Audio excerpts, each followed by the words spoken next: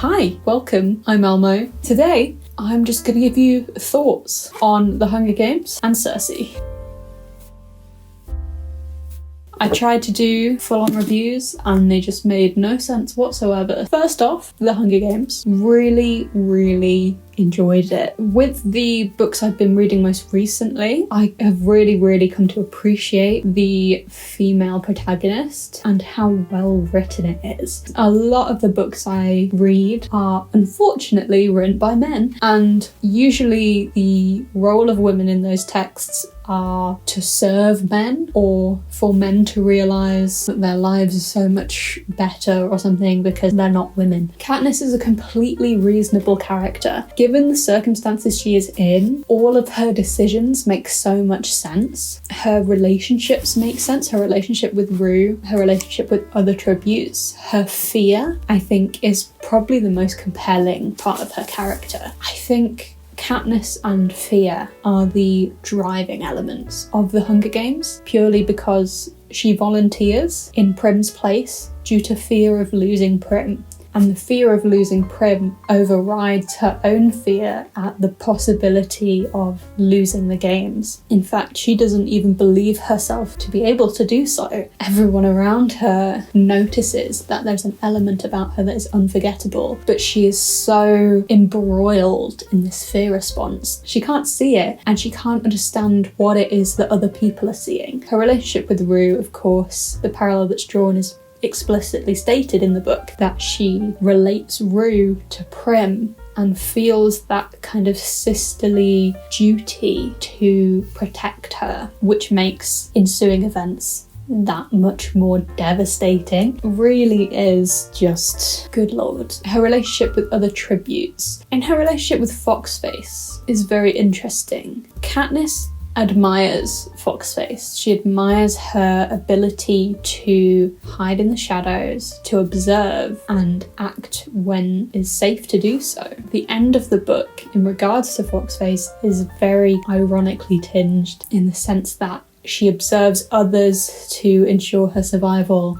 but it is that observation and her reliance on others' knowledge that gets her killed, which is really unfortunate. As for the career tributes, so Cato and, was it Glimmer? The fear that she has for them, and in the very final stage of the book, realising that they possess fear too, and they are just as much victims of the games as she is, despite their lifetime of training that has given them even better odds than her. It's still a product of the Capitol's control and the Hunger Games as a creation of the Capitol as a means of control. Oh, so interesting, and I'm actually really excited to read the next two books. I'm dreading what the next two could entail. I'm aware that at some point there's like a Victor's Games, which is so fucked, but I have no idea what happens in the next two, kind of like detail-wise, so I know I'm 10 years late, but I'm gonna read it. So those are my thoughts on The Hunger Games. Really good book, really fun read, traumatizing for sure, but probably something I would read again. The world building, the whole idea of peacekeepers and the control of the Capitol itself, just as an entity, is insane. Control of communication between districts. No district can communicate with another. Ridiculous. The fact that watching the games as they play out is mandatory. Holy shit. The fact that a lot of the citizens have to take out, what's the name for it? They have to like take out rations and stuff. If they have to go to the Capitol for food, so, and these are like really basic food, so grain and bread, then that will put their name into the Hunger Games drawer more times. Just the fact that that exists, starving and controlling what your citizens have access to, essentially forcing them into poverty, and then giving the solution to poverty as something that feeds into an even larger means of control. Oh my god. I probably could talk about this forever after I've read the next two books, but for now, we're gonna move on to Circe.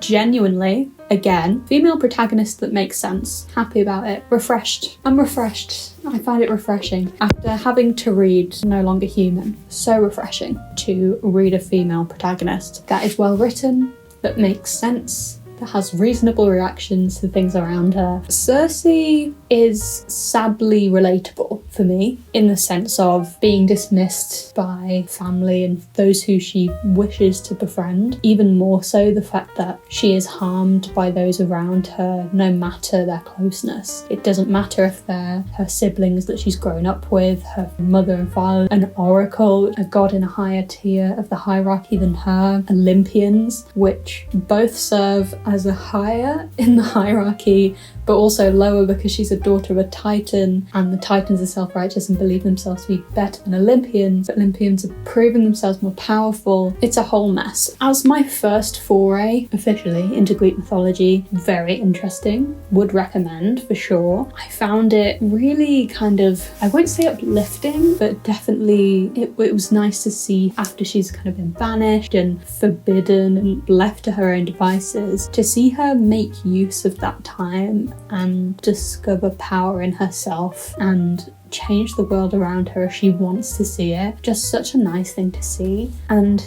the ending of the book I found really rewarding, despite revelations of certain people she used to hold close. I do think the ending of the book was really just, I don't see how else it could end. I was really worried about most of the characters near the end. I thought, this is Greek mythology, they're all gonna get smited or something, like it's gonna end horribly. But it was alright. I was really glad to see the progress of the characters and the redemption of a few of them as well. It did really frustrate me how even Circe's own son, someone who is essentially a part of her, who only she has raised, has no interest in her, has no inclination to believe her to be as powerful as she is, who dismisses her just like everyone else. Just a stab in my heart. Because you understand why. He's been raised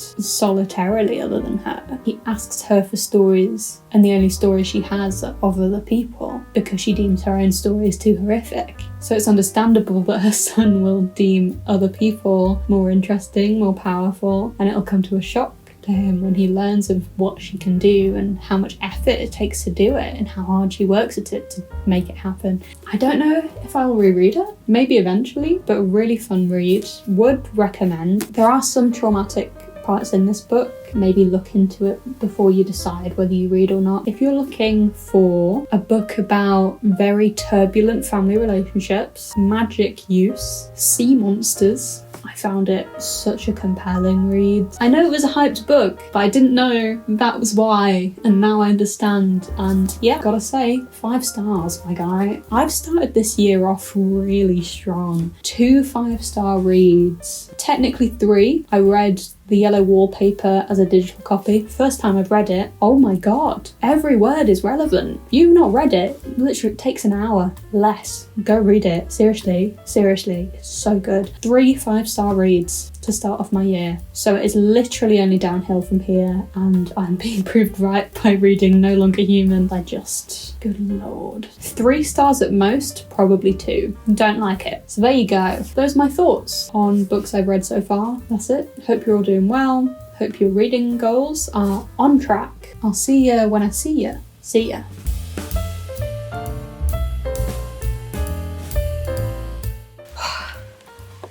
That's beautiful.